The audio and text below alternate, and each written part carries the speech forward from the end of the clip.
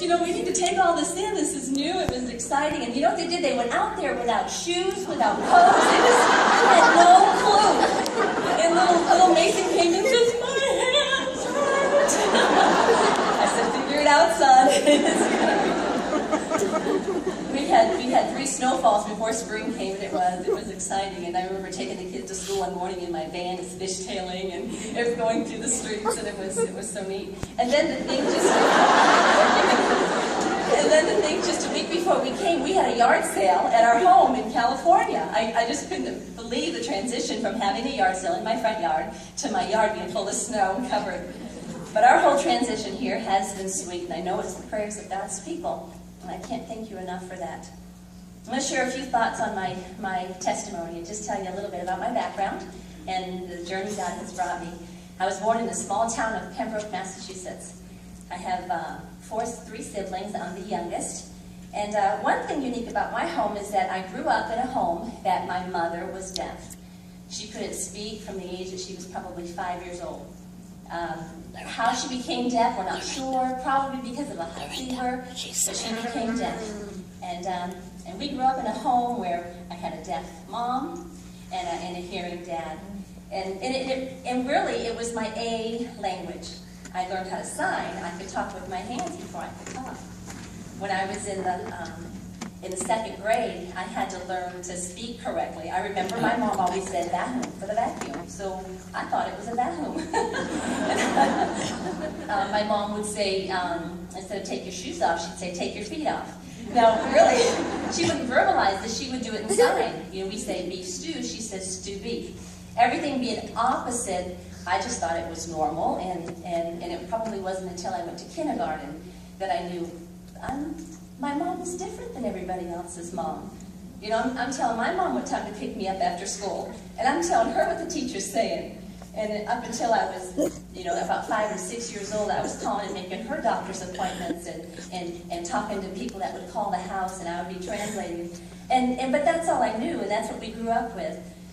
But I remember one thing, too, is I'd go to teacher-parent conferences, and the teacher would say, Linda, tell your mom that you're just talking too much in class. And I would say, she says I'm such a joy to have her in class. But I think she could tell by the expression we weren't matching up. We had fun. We had lots of fun having a deaf mom. I grew up going to church on Sunday mornings. Every Sunday morning we found ourselves in church. But it was one particular Sunday night that my dad went to church, and it was one night, and he was getting ready to walk out the door. I was about 8 years old, and I was like, Dad, where are you going? And he said, I'm going to go to the evening service. And I thought, I want to go. And my main reason was I didn't want to go to bed at 8 o'clock. I thought if I could go to church, that I could stay up, and I did. And I remember that sermon. I don't know anything that was spoken, but at the very end of the service, I heard, you don't know for sure that when you die, you're going to heaven. You can get that settled tonight. And I heard that, and we sat in the very, very, very back row. And I was nervous to respond, but I knew God was speaking to my heart, and I knew I wanted to get that settled.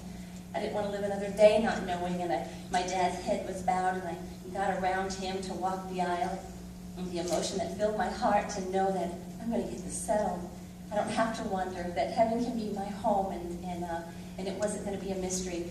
Our pastor's wife took me aside. She shared me the gospel, and I got saved as an 8-year-old girl.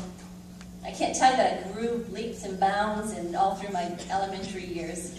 But when I was a junior, about 11th grade in high school, we got a new youth pastor, and he was from Hiles-Anderson College. And when he came, he decided to take our youth group to youth conference. And this was all a first for us. We went to a Baptist church, but it wasn't a fundamental independent Baptist church. We weren't soul winners. We weren't aggressive, bringing people to Christ. We were just faithful Sunday morning Christians. When he came to our youth department, it brought a whirlwind of excitement. He brought the teens to youth conference, and I remember my very first youth conference sitting on the hill here at the campus on a Thursday night. If some of you remember some of the youth conferences here in the past, Brother Hiles preached a message, and at the end he had people respond to full-time Christian service. There's 2 days that are very important in all our lives, and it's the day of salvation and the day of surrender. You know, the day that salvation is when you knew you received Jesus. But the day of surrender is when he knew he had you. When you just kind of gave him the reins and said, God, you can do what you want with my life. And I remember as a teenager thinking, sitting on that hill, God, I want you to use me. I don't know how you can. You know, I'm just a girl that grew up in Pembroke, and you might think the same thing about yourself. You think, how can God use me? But it sure was the desire of my heart. That year, my brother, John Francis, came to House Anderson. And after coming, he was thinking, Linda, you've got to come here. This is the greatest place. He'd call me. You'd hear messages in chapel, this very same chapel. He'd hear messages, and he'd call me at home and say, Linda, you got to dress better. I learned, you know, modesty is important, and you need to get rid of your pants. And I'm going, oh, okay, you know, and I didn't know better. I was giving them to my sister. I really admired my brother, and I just thought, well, if he's telling me, you know, I better get rid of him. And he goes, don't give him to Jane. Oh. But God allowed me to be under the influence of many great teachers and chapel messages and the bus ministry.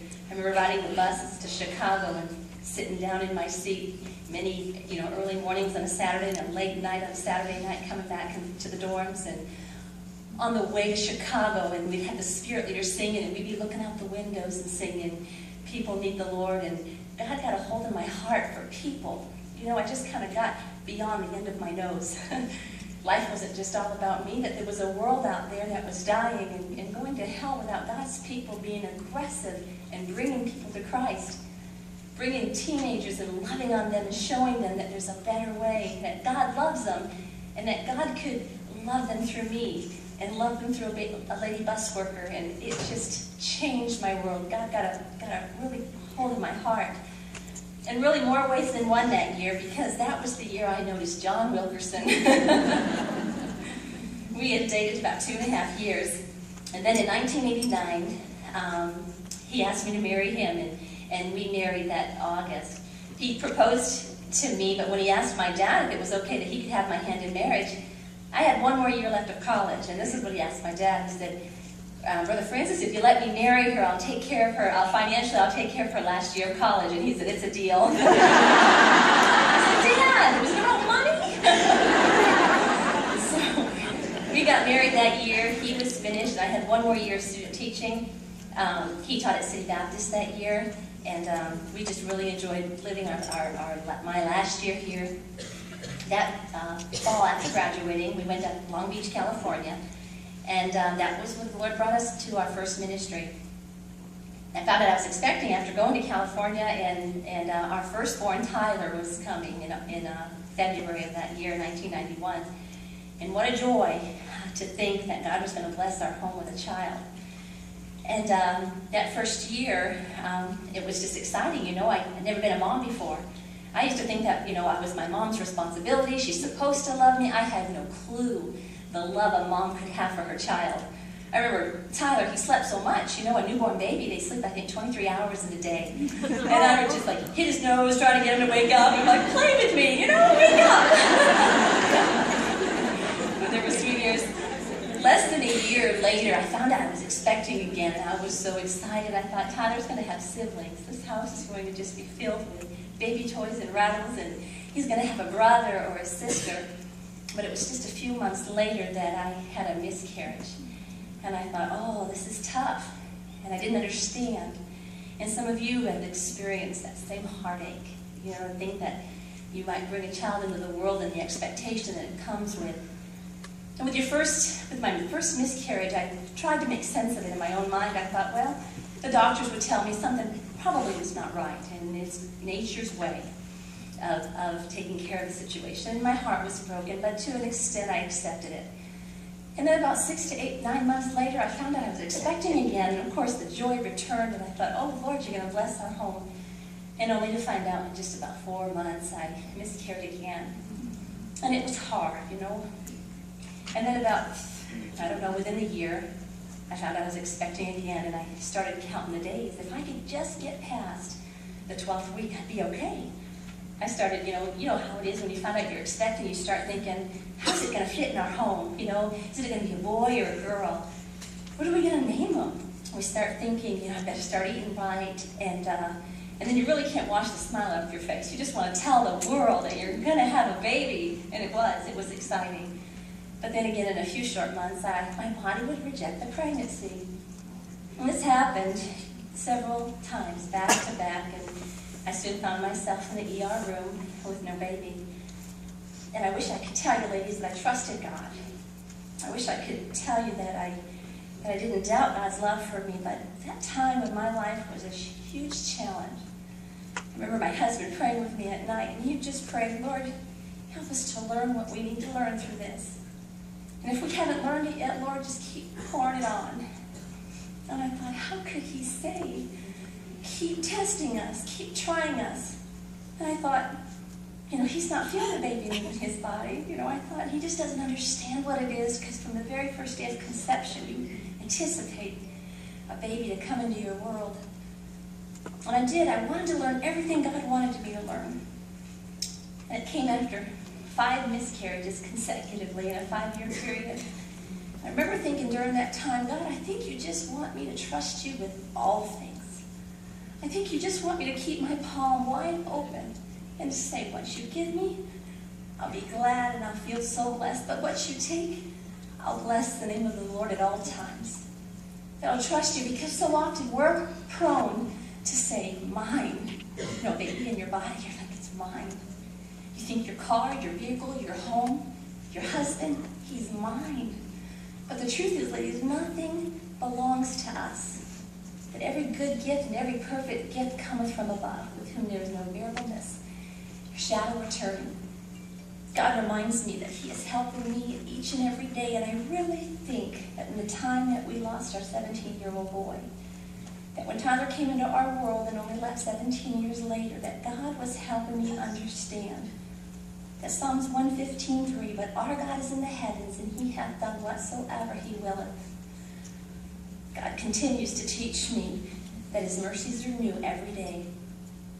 5 years later, Derek came into our world, and I was so excited. It was like having a first all over again. I understand that God owes me nothing, but God's character is that of good. He's a good God. And he blessed our home. He chose to bless our home with Derek, Preston, Lydia, Coleman, Drew, Judson, Mason, and Lacey. I remember a period of time, one of my favorite songs was, I've had many joys and sorrows. I've had questions about tomorrow. Sometimes I felt so all alone. But in every situation, God brought blessed consolation, that my trials come to only make me strong. We can take a burden, we can take a trial, we can make it all about me. All about how I feel. All about how it's affecting me and how I'm hurt or wounded. Or I can choose to leave my palm wide open and say, God, if you choose to put me into this path, I want to learn what you have for me. Because God is in the process of molding us. And if we understand that, we can understand how God does all things for our good and his glory. We lived in Long Beach for 3 years. After moving here, we went to Long Beach and we lived there for 3 years. And then from there, God brought us to Baton Rouge, Louisiana for 7 years, where my husband was an administrator of a Christian school, and I got to be a mommy, and I enjoyed it so much. And then, the First Baptist Church of Long Beach contacted my husband and us and wanted us to come back to pastor there. And then in just 7-8 months ago, we came here to First Baptist Church of Hammond. I'm grateful for the direction God has given us in our lives. I'm grateful for the Word of God, that it remains strong, it remains consistent, it doesn't change, it doesn't waver. Because I need his direction. Have you ever stopped and asked directions for someone? Here, if I ask you where you live, this is what you're going to tell me. You don't tell me what street you're on, you're going to tell me.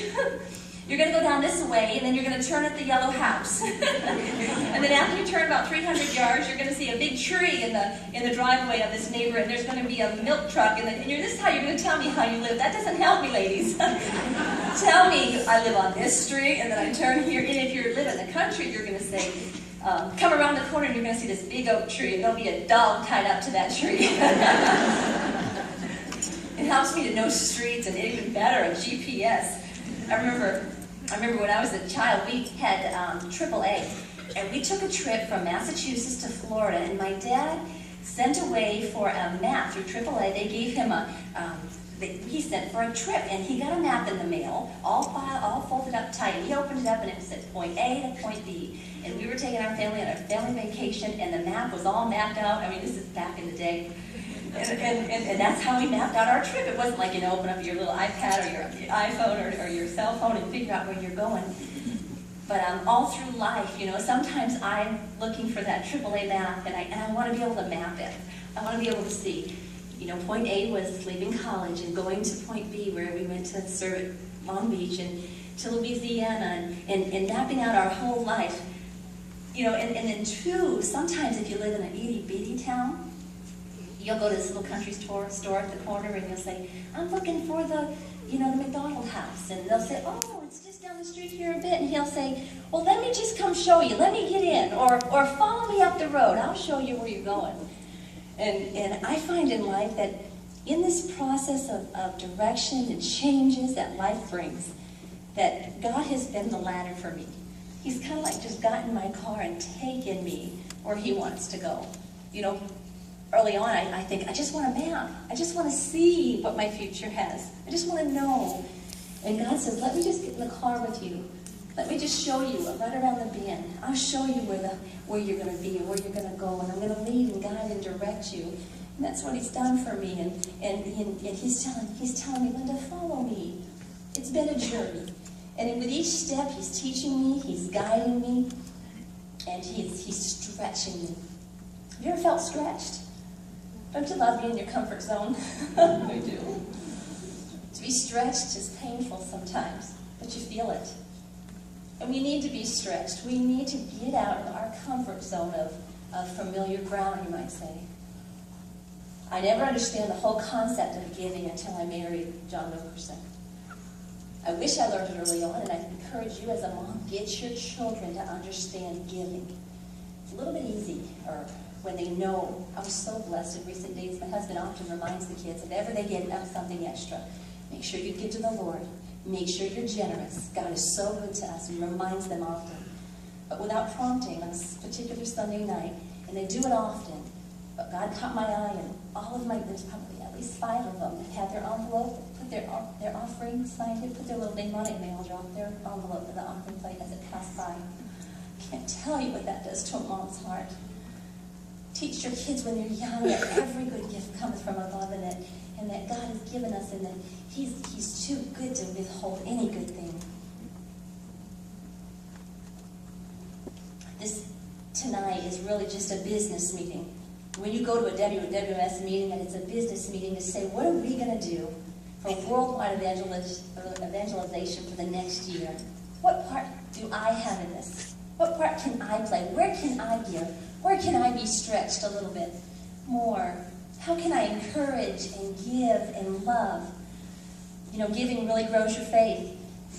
And God's proven himself to be faithful. As I reflect on our life, I think every time I give God a spoonful, he gives me a shovelful. Every time I give him a shovelful, he gives me a wheelbarrow. And when I give him a wheelbarrow, he just backs up a truckload over and over and over again. I see that in my life. And you know what giving does? It tells God he has my heart and he has my attention. Because where my treasure is, there will my heart be also. And the truth is, God doesn't need my money, but he needs my heart. And if that's what we think about, and that's what motivates us, and that's what we're giving, and when we give, that's what has our heart, we need to be givers, and we need to do more. We think sometimes when I say, a spoonful, a truckload, we're thinking monetary. I got so much money in my room, or my house, I can't even move around. No. But it's not necessarily monetary. You can buy a bed, but you can't buy sleep. You can pay for a wedding, but you can't buy a sweet marriage. That's something God does for you. You can buy a house, but you can't buy a home. You can pay for a baby to come home from the hospital, but you can't pay any amount of money to get a child to come and bend his knee and accept Jesus into his heart, or to even have the tender heart to respond to a message. That's something money can't buy.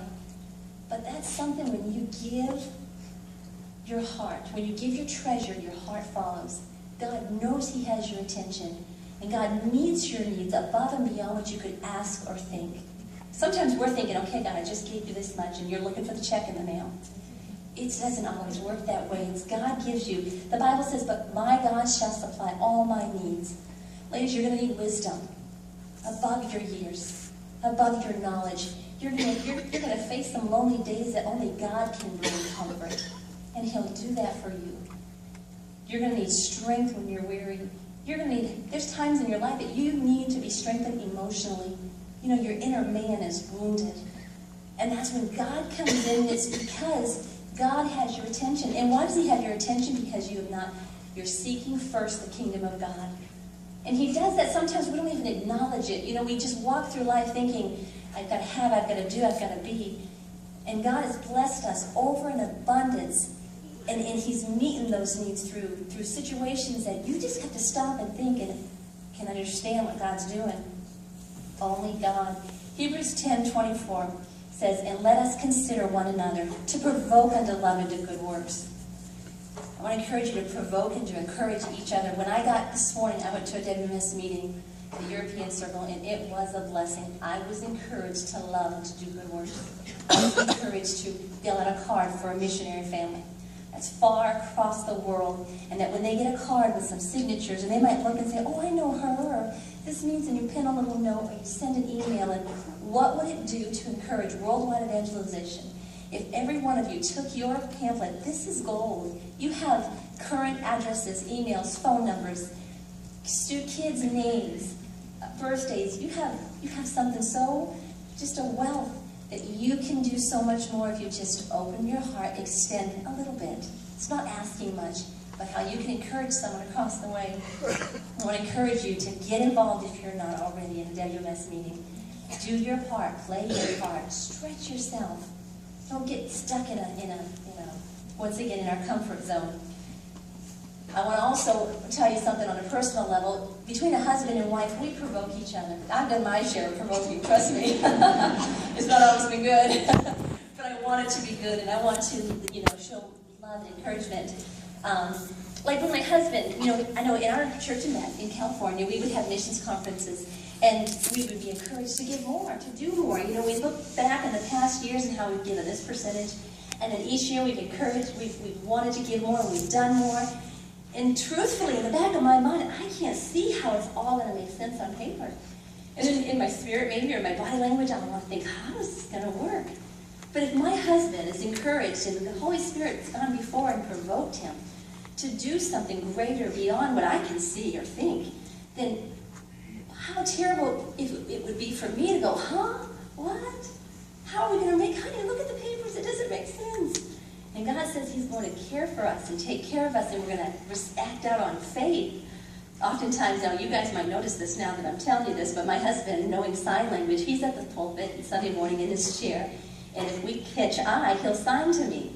And he'll say often, give an extra love offering or an extra amount for this or that. The Lord speaks to him, and at any time, he'll just kind of tell me. And sometimes I want to go,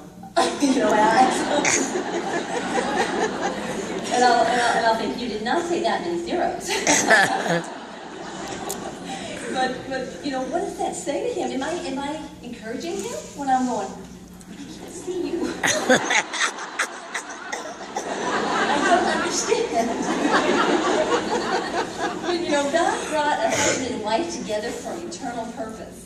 When you come together side by side to encourage and to love, and once again, when we married, I understand God brought two people together for the synergy that God's work would be edified and perpetuated. Not that, once again, that my life would be all about me or the Wilkerson or my us four, no more mentality. My husband's so sweet, and he's always encouraging. When we get home, he'll say, honey, thank you for giving to the Lord. And I'll respond in something, say, honey, thank you for encouraging me to give, or for us to give. And he says, he's so sweet, he'll say, I cannot wait for the judgment seat of Christ. He says, and I don't know if we'll get to stand there side by side and we'll hold hands, and if God will even be able to say, well done, thou good and faithful servant. But he goes, if I could just be a fly on the wall when you stand before God. And in my mind, I'm thinking, John, it's because you've encouraged me. You've helped me. You've walked through life with me, and you've been that for me. And I want to do that for him. You know, when he comes to me and says, I want to do more, I want to be more, I want to help these people, I have them in my home, I want to encourage Linda, call this lady, she's struggling. Linda, let's do this. And it's the least I can do. It's not like, oh, here we go again. It's not, I can't, it's too much. It's like, honey, this is great. And he says, Linda, I think when we stand outside the judgment seat of Christ, we're going to give each other high fives and say it was good in there. And I say, John, thank you for encouraging me to love and to do good works. You know, we have an opportunity to encourage missionaries abroad, to show the love of Christ, and to further the gospel. In California, we had a missions conference every year. And there's a time where we give each of the missionaries a love offering. And usually in the past years, pastor would just give them a love offering and send them on their way. But several years ago, he started doing it a different way. And he had the missionaries kind of scatter throughout the auditorium. And he had someone come and sing. And in fact, it was him. And he would sing a song like, "Thank you for giving to the Lord." And as he sang, people would get up from their seats, and the missionaries had no idea what was about to happen. But they got up from their seats and they mingled. Can you imagine an auditorium our size? With missionaries staggered throughout the auditorium, and everyone just rose. We knew what to do. We knew what was about to happen. And we wandered through the auditorium, and we gave monetarily. We wrote notes ahead of time, knowing that we were going to have this time. We embraced the missionary life, and we whispered in their ear, "Thank you for going. Thank you for going in proxy in our place." And I would say often, I'd say, if you ever get lonely out there, don't forget tonight. Don't forget First Baptist Church of Long Beach loves you. And we're behind you, and we're encouraged. You encouraged us by going, and thank you. And I think about those times that we're able to do that, and I think in the emotion that comes across their heart, you know, literally, we don't even give them something to hold the money in. They are literally packing their pockets with dollars and bills and checks, and they're crying, and they're going, they're just overwhelmed. And the notes, they go back to their room, and they read letters, and, you know, my husband says he wants to know what they're given, because he wants to make sure that they all leave with at least a certain amount. And it's always much more than a church family could ever muster together and to be able to give. And everybody in that group wants to get on board and do something that will encourage them along life's path. We didn't have a WMS meeting at home. Liliana, you know this, you're from our home church. We don't have a WMS meeting at home. And I called our missions director, I called Norma, I said, Norma, there's a great thing happening at First Baptist of Hammond. They have these meetings, and they get together, and they think about missionaries across the field, and they write notes, and they talk, how can we encourage them, how can we love them? And I explain all this, and she's going, Linda, that's good. She's Spanish, that's good. and it is, and I think that ladies, if you're not a part of a WMS meeting, you want to be. You want to keep those missionaries encouraged. You want to show the love of Christ. You want the gospel to be furthered. And I want to thank you for all that you do. Every sacrifice you make, every meeting you make, every time you were stretched. Thank you. It's not just a one-time thing. In eternity, we'll be glad when we stand before Christ. In fact, we'll probably wish we had given more. We'll probably wish we had done more. So let's get on board as a church family and say, what can I do to further the gospel? Like Lydia was used in the Bible to encourage Paul, the Apostle Paul. Let's get on board at First Baptist Church and do all we can to make missions greater and better and encourage so many more ladies than we haven't encouraged last year. Thank you, ladies, for who you are. Thank you for the love you've extended once again to our family personally. Thank you for the sacrifices you've made and the faithfulness you've had over the years at First Baptist Church of Hammond.